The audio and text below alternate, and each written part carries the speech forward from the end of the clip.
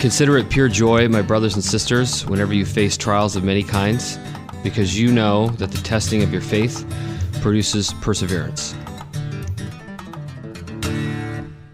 We're all children of God, but in what way do God's men actively strive to serve their Lord? At God's Men of Influence, we believe that when men are open to sharing their testimony, God's light shines into the darkness and sets loose His transforming power into our lives. Proverbs 27:17 says, "As iron sharpens iron, so one man sharpens another." Our mission is to create an environment where men can sharpen each other through the sharing of changed lives, and how through God's grace and mercy, we can become better husbands, better fathers, and better men in the service of His kingdom. Be blessed, be joyous, and be welcome here at God's Men of Influence. Hey everybody, welcome to God's Men of Influence.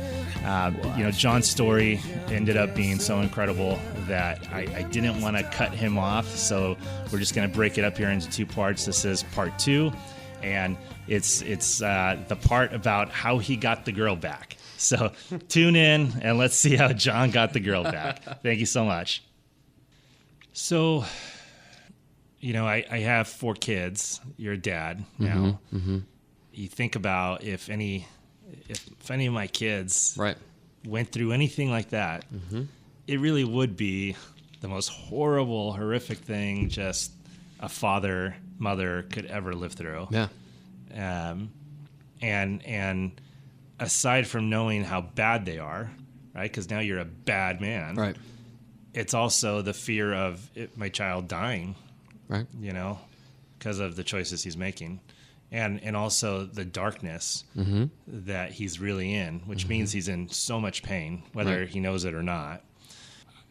I have, I've interviewed now over 100 men, so I've learned a lot. And I've learned a lot about the people outside of the person that was creating all of the turmoil. Right. And there's been a few parents that I asked the question, like, you're a good man. Right. I know you produced the devil, but you're a good man. How did you handle that situation? And one of the dads said to me, Dino, he didn't have a chance. He had to live through it, but he didn't have a chance because his mother and I prayed nonstop. Yeah. Just nonstop. Yeah. Like they knew it the whole time. Yeah. They couldn't control him. They couldn't stop him. But they knew and they had enough faith that if they keep praying, it was going to live its course, but not end, badly. Yeah. And as a father now, I pray so much for my kids to never even get to that level. Right. Right. Like, I don't care what I have to do. We got to figure out a way to never let our kids get to that level. Yeah. Because that is a bad place to be. So you're now coming clean. Yeah. You're in college. I mean, first of all, you're a bad man, but I got to admit you're an impressive man. Because seriously, to do all of that, because that must have been a heck of an organization. You had an entire business going. Right. And somehow you managed to graduate from college. Yeah. And you had 2 girlfriends. Right. Right? Yeah.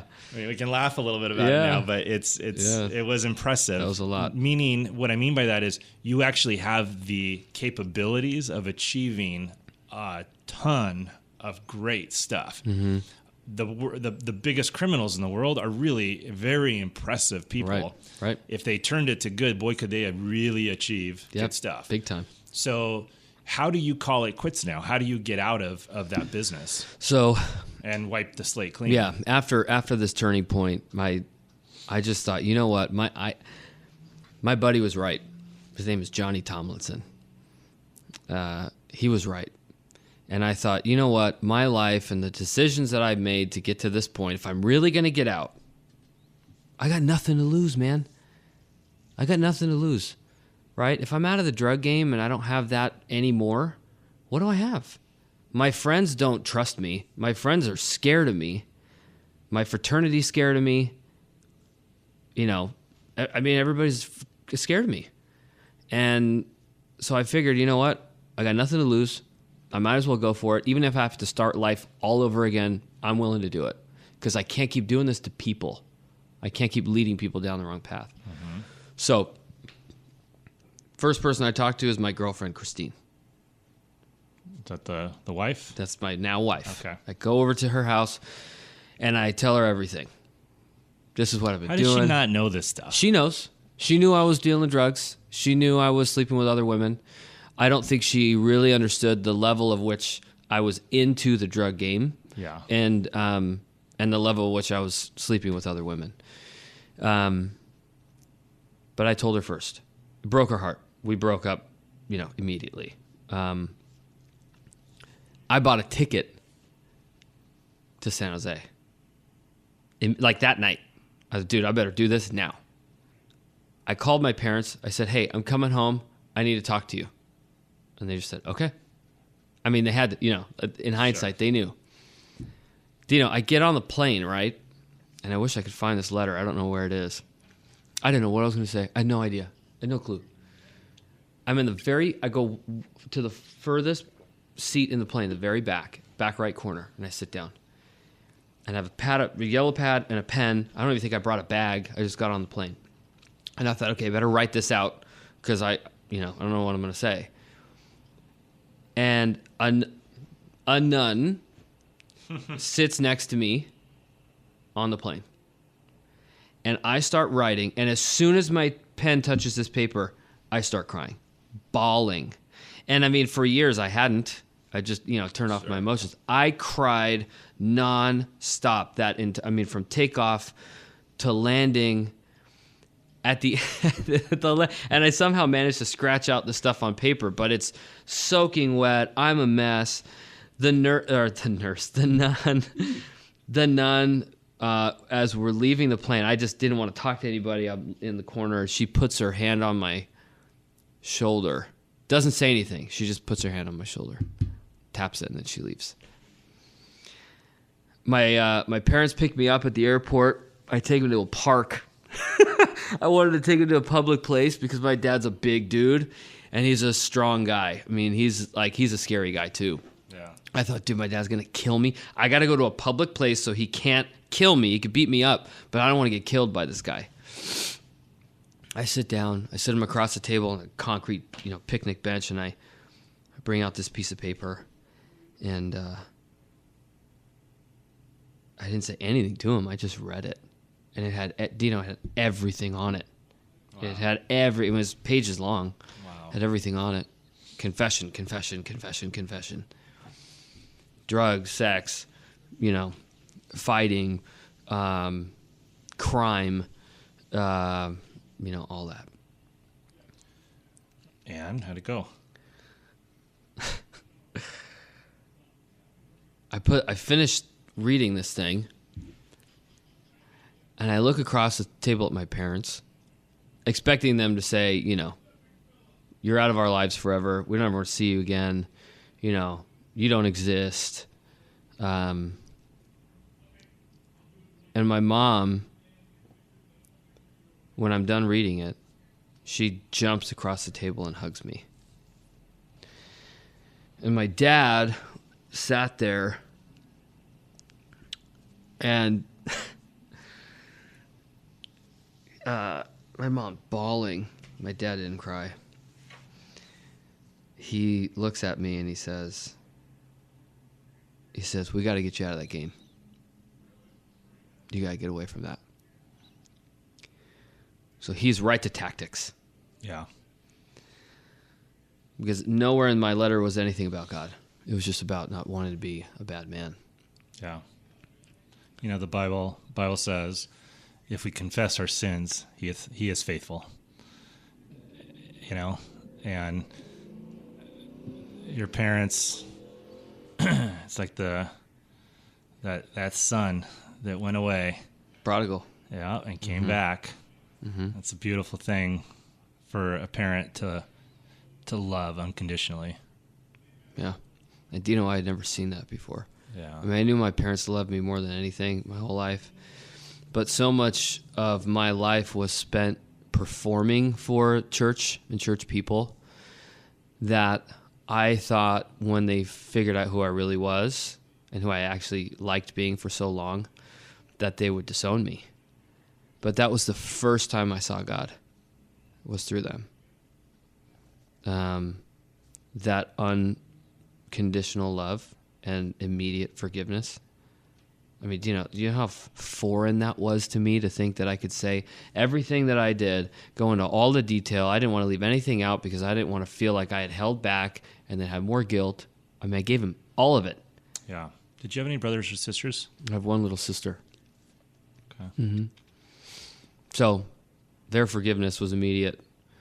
My dad said, you got to get out of the game. I told him, hey, man, I want to. I don't know how to. He said, you got to go back there. You got to pack up and you got to move. I'm like, dude, my friends are down there. My fraternity's down there. My ex-girlfriend's down there. We're trying to work it out. Like, I got a new life. He's like, if what you just told me is true and you want to get out of that thing, you can't be around what you just, it's not the life you... No, you can't be around that stuff. You just can't. I was like, okay, fine. But this is not about God. You said that? Yeah. This is not about God. This is just, I want to have the right perspective in life. I don't want to lead people down the wrong path. Fine, whatever. Go pack your stuff up and move, right?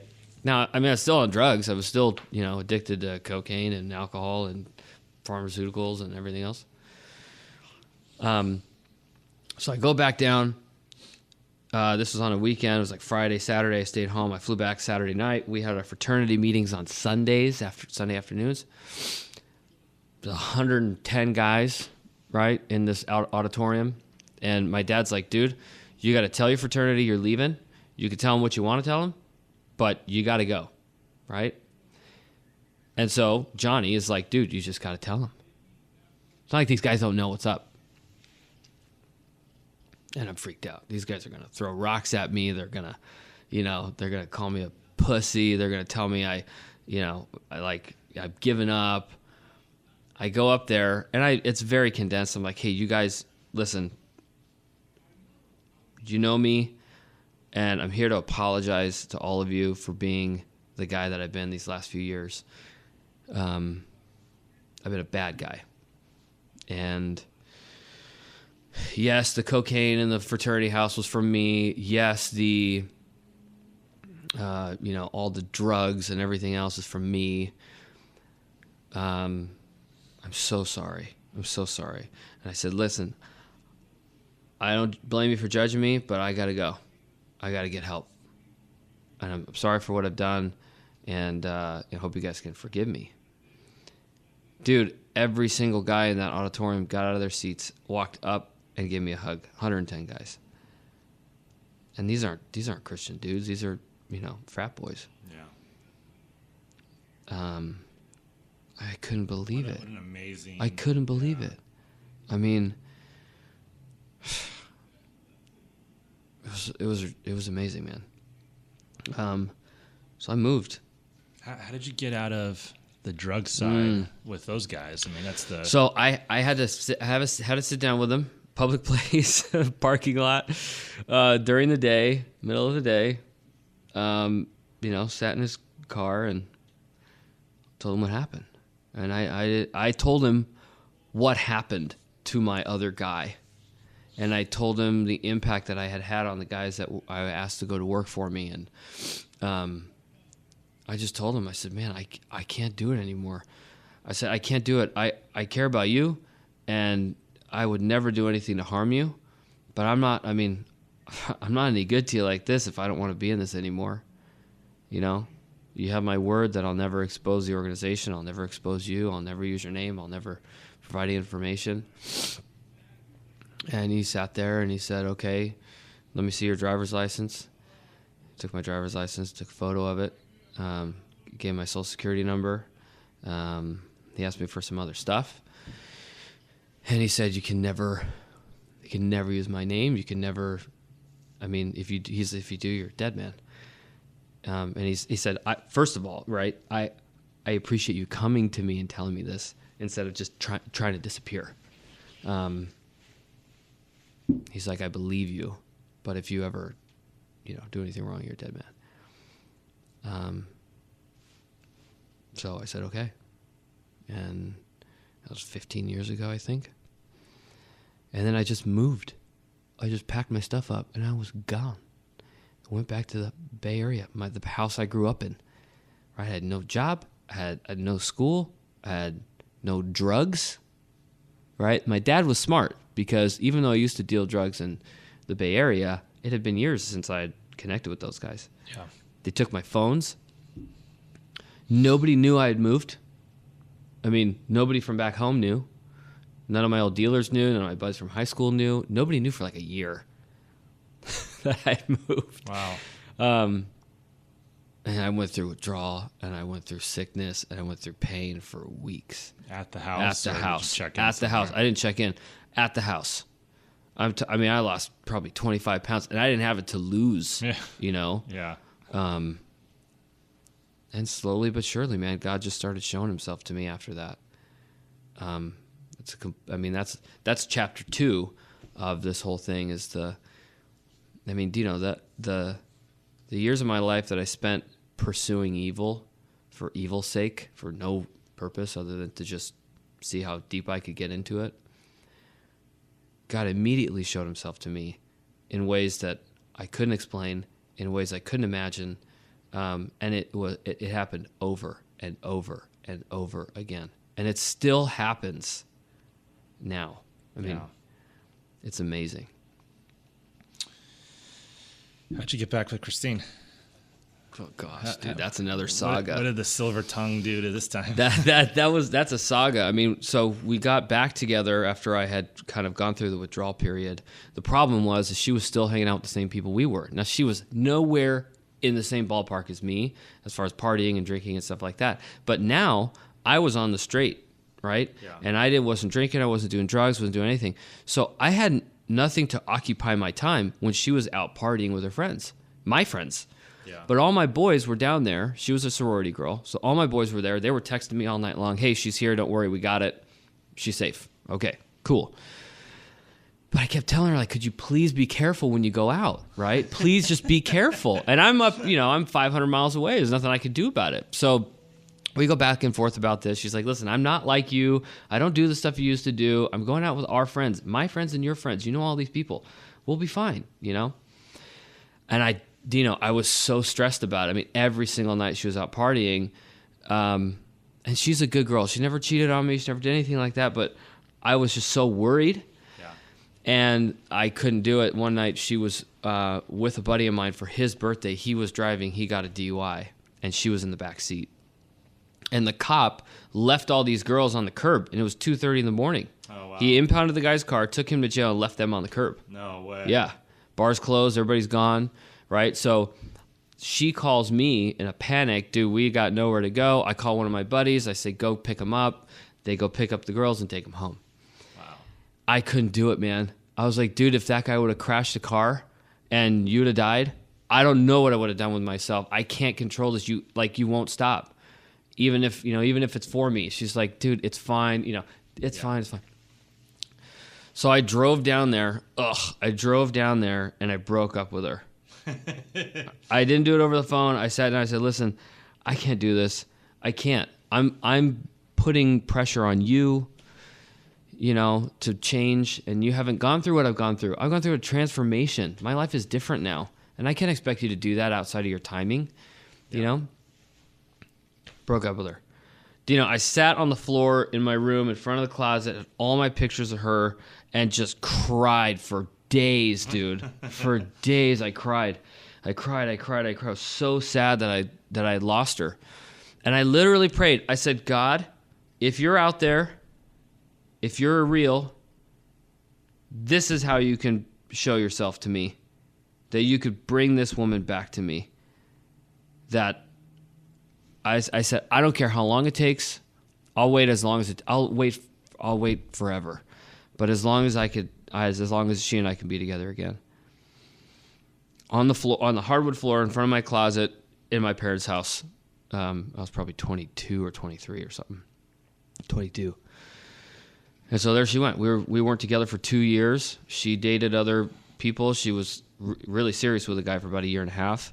I dated a couple other girls just because I thought maybe this really isn't going to happen, man. Maybe I gotta, get out there. And all the girls I dated were good Christian girls, didn't sleep with them. Like, I was a good boy. Yeah. But the relationships also lasted like 3 months when I wasn't sleeping with these girls. So it was like, okay, nope, not going to happen. Yeah. Turn of events. Finally, I break up with the last gal who wanted to get married, and I just couldn't do it because I was still in love with Christine. I was still in love with her. And so finally, and at this point, I had found Jesus. I had come back to him. I was leading worship at church. I was clean. I was having good influence. And I broke up with this gal, and the opportunity was to move to Oregon and be a worship leader at a church in Oregon. And she already had a house in Oregon, and she was beautiful, and our families loved each other. And it was like... Did she know your past? Not to the extent Christine did, but I wasn't shy about telling the story, when I'd found Jesus. Anyway, so we break up. I call Christine. I say, hey, listen, it's been almost 2 years. I'm not over you. I love you. Will you break up with that guy and get back together with me already, Because we had touched base and tried to be friends and stuff. And she says, dude, I can't do that. This guy has been so good to me for 1.5 years. He's never put me through any pain. He's been nothing but amazing. Our families know each other. I mean, they live right down the street from each other. I can't do it to him. I was heartbroken again. And I thought, okay, fine, whatever. If that's the case, then I need to meet this guy. If you're not going to dump this guy for me, then I need to know that he exists, because if I don't know he exists, then I'm not going to stop coming after you. I'm just not. It's not fair to him. So I drove my happy butt down to Orange County, right? And she couldn't believe I was doing this. So I'll never forget this, Dino. Rubio's, Huntington Beach. I meet these guys for lunch. Actually, the weird thing is that... You're such an extremist. I'm out of my mind. I know, I'm crazy. I actually meet Christine at her apartment, which is right down the street from where I used to live when I was selling and all this stuff. Freaking weird being back. So she drives me to Jeff's house. We pick up Jeff and drive to Rubio's. And I'm sitting across the table, the love of my life, and a tall, dark, and handsome, look like you, for goodness sakes, sitting next to my girl of my dreams, arm around her, trying to establish a little bit of dominance, I'm sure, right? And we had lunch and we talked, and I got to know him a little bit. He was also involved in church. He played the guitar. He was a good guy. I mean, he's a good guy, right? He's a good guy. And I thought, this guy. Yeah, I was like, you know what? This is a good guy. I'm okay with this. I just want, for me, I was like, I'm never going to stop pursuing this woman unless I know she's with a good guy. And I'm just crazy like that. Yeah. So, we met. We hung out at his house for a little bit, saw his guitars, met the dog, right? And I was like, all right, cool. Nice to meet you, best of luck and everything. And so somebody had found out that I was there. And this is a couple years after I had left. Everybody knew I was sober and I was being a good boy. And word started circulating that I was back. And before we knew it, there was a party happening at not back alley. It was Slide Bar or something like that in Fullerton. And it was one of my buddy's birthdays. And I started getting phone calls, and Christine was getting phone calls. Hey, John's got to come. Like, we know he doesn't drink. Just, come anyway. We'd love to see him. And this was happening kind of during our luncheon at Jeff's house. And we said, hey, Jeff, do you want to come with us, right? He had known some of these people as well. And he's like, no, I don't want to go. You guys go ahead and go, right? Oh, mistake. Yeah, big mistake. So we went, right? And it was an amazing time. I got to see guys I hadn't seen in a long time. I was a different guy. Yeah. I had guys who came up and gave him a hug, and they didn't know who I was. Wow. And that happened a few times that night. And then I left. And, I thought, you know what, God, if this is the deal, if I had to go through that because that's the guy she's going to marry, I trust you, right? I'm not going to be the guy to dictate, the course of my life anymore. That's you. But you know what? I'm going to stop pursuing women for a little bit because I feel like it's distracting. So about 3 months went by, and I'm like, in the Word. I'm not dating. I'm doing music. We're writing music. We're recording music. We're doing all kinds of stuff. And I get a phone call from Christine. and she says, "Hey, I just broke up with Jeff, and I'm calling to see if you still want to give it another go." And Dino, I had just spent 3 months getting over her, this whole thing, feeling like God's got something else for me, and I should just pay attention to Him. So I said no. I said no. I'm like, listen, I just got over you for real this time. Like, I can't do this. I don't know. Like, I can't do it. So we go back and forth, and she's like, listen, you love God, I love God. She had found Jesus through our conversations and spending time with Jeff and stuff like that over that couple of years. She said, look, we're big kids now, right? We've been through so much stuff together. Let's just give it one more shot, man. And if it doesn't work out, it doesn't work out. But at least we don't have to look over our shoulders and be like, man, wouldn't it have been nice to try this out when we were both in the right place? When we both loved God, when we both put Him first. I was like, oh, okay, fine. No sex, no fooling around, right? We can't go back, because years before. Yeah. So I was singing in the Christmas production of the church in the Bay Area, huge church, huge production. It's like a big deal. And so I said, hey, fly up and you could see the show, and we'll hang out for the weekend. And so she shows up, dude. And as soon as I saw her, I was like, frick, I'm going to marry this girl. I'm going to marry her. And I proposed 2 months later. Wow. 3 months later. Dude, there were people who didn't even realize that she had broken up with the other guy, and then they find out they were engaged, right? So, and we're in our early 20s, dude. We're 23, 24. Yeah. Looking back at it now, I'm thinking like, who in the world gets married at 23 or 24? We're both still in college. Wow. We're engaged, But you're still married. Still married, baby. 8 years. 8 years this year. Awesome. Yeah, man. All right. Hey, I'm going to ask you a couple of last questions so we can wrap it up. Yep. I'm curious, during that hard time, yeah, what was keeping you from embracing the Lord? Why did you refuse to go there? I couldn't believe that I could actually be forgiven, I think. I thought I was too dirty. I thought I was too messy. I thought I was too unlovable. And I had never experienced God's love for real. I had never actually experienced it. So for me, it was all in the books, and it was all in the songs, and it was, somebody else's God. It was never mine. And so I just thought, there's no way. Most people, sure. God's going to love most people, but not after the stuff I've done. Not after the life I've lived. And I've pursued it. Some people make mistakes, but I look for mistakes. I try to find them. I'm too evil. Yeah. Yeah. And you mentioned a friend earlier, but one of the questions I like to ask everybody is, during that time of darkness, was there a person or even a book that was really influential in turning things around for you? It was Johnny Tomlinson. So, and the reason why I asked that question is because I believe that all of us have this ability to be there for somebody, whether we know it or not. The nun that put her hand on your shoulder. Mm-hmm. I almost cried when you were telling me that story.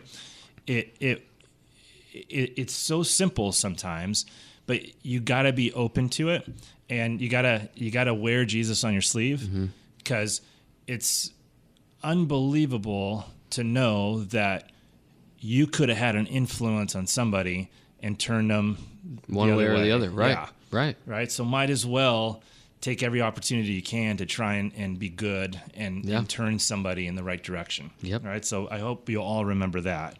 And then, kudos to Johnny. Yeah, man. All right. So I hope he's listening. My best friend. And then, fast forward now from that dark time, the comeback kid, right? All this other stuff. You're now living in Laguna Niguel, which for a lot of people that are listening from all over the world right now, it's it's in the middle of Orange County. It's a really great city, very conservative. It's what they call a sleeper town. Mm-hmm. After the sun goes down, Ain't The not town- much the going town's on. asleep, yeah. The town's asleep. Yeah. How has all of that past experience changed your life now? How did you become the man that you are today? Because maybe it's a facade, but you're well dressed, you're looking good, you're looking healthy. You're married for 8 years to the girl of your dreams. You got a child, 1.5-year-old, I think you said, Xavier. You're working out all the time. I'm guessing you're doing well at work. Mm-hmm. Yeah. It's been a big transformation. Yeah.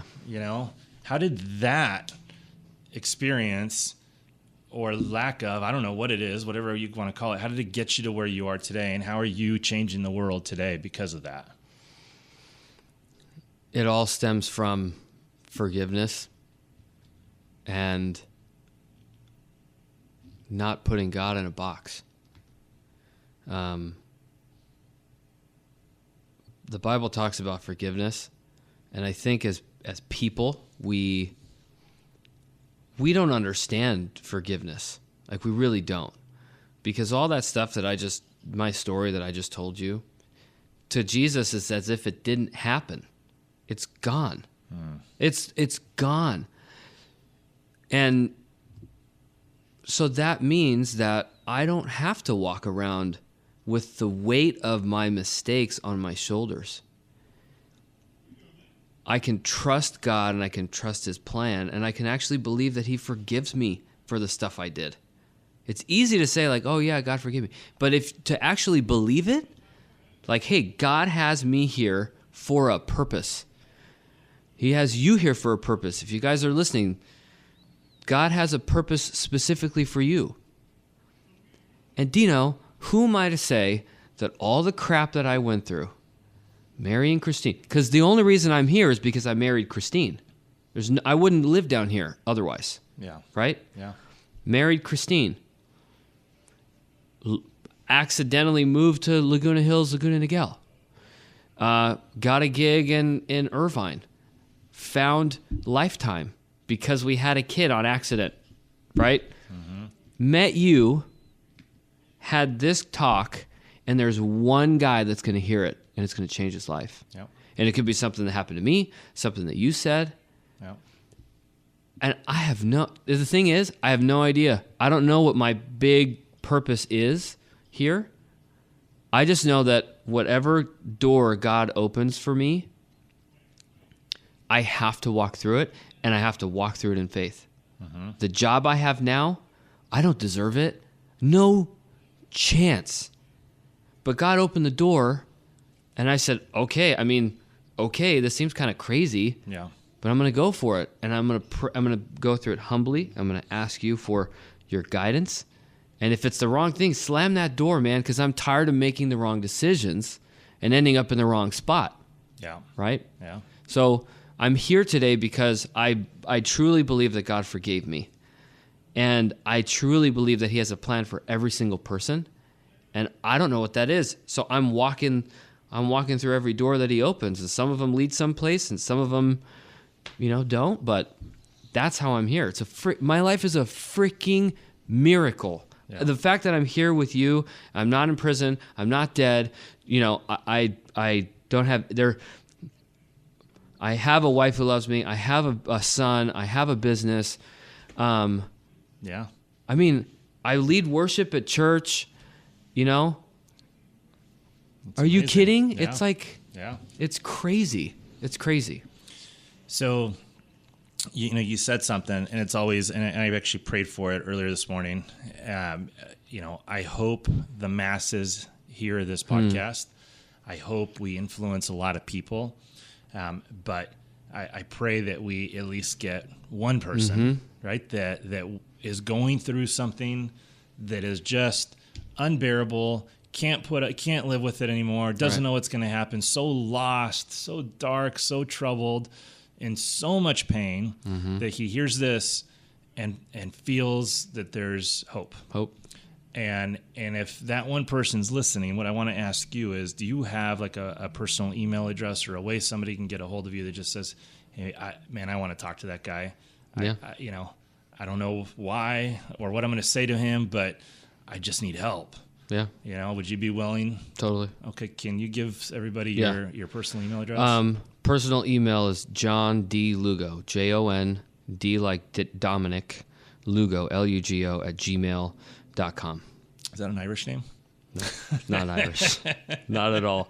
No. So you guys listening right now, honestly, if you're going through something and you're in that much pain, reach out. I got to tell you, a lot of our guests have told me that people have reached out, and sometimes they had a really great conversation. Other times it was really weird, but it was even just silence. But it still didn't matter. It was it was just good. You know, that's a good step. It's a good step. Yeah. And I've had a few people reach out that my favorite still is a guy that was in a really bad place in regards to his fiance and this baby that they had, and he was walking away from the whole thing, and he's sitting in his truck crying, driving from one state to the other, and he flipped on iTunes, I think he said, and just typed in God, and was just reaching out for something. Wow. And my podcast was there. And then he said, I listened to, podcast after podcast after podcast the entire way home. Wow. And he reached out, and it was so cool because, I'm not a pastor. Right. I'm not anybody special. I just was taken a hold of by the Holy Spirit and somehow decided to do this, right? Which is weird in itself, but somehow just decided to do this show. We've now reached, a couple 100,000 people with it all over the world. And then I second guess myself sometimes going like, what am I doing? It takes time. It takes a lot of money that I shouldn't be spending. Right. And who am I to be doing this? Like, who am I? Right. And it was during kind of a period where I was being attacked. And all of a sudden, this kid calls me and tells me his story and tells me how this podcast, really helped him. Jeez. And all of a sudden, I was like, you know what? Devil, you can step away now. I am no longer weak. Right. I am coming back after it again. Yeah, man.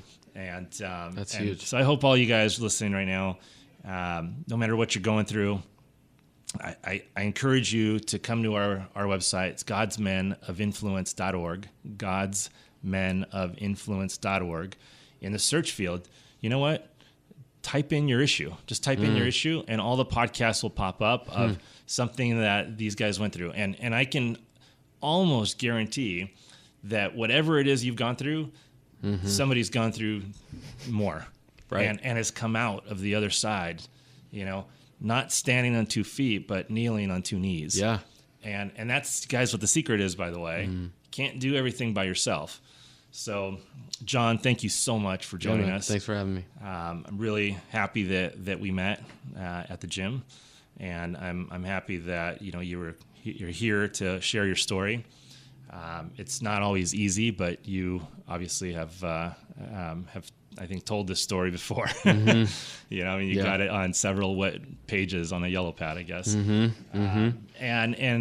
it means a lot to me. I hope all you guys too listening today have learned from Jon's story. Again, feel free to reach out to him. If not, if you want to get a little more information, also comment on his page over on our website, godsmenofinfluence.org. We're going to be on Facebook and Twitter as well. On Twitter, it's God's Men Podcast. Facebook, just God's Men of Influence. Like us, comment, share, and be a part of the community. Thank you so much, guys. And always remember, be blessed, be joyous, and always be welcomed at God's Men of Influence. We'll see you next time.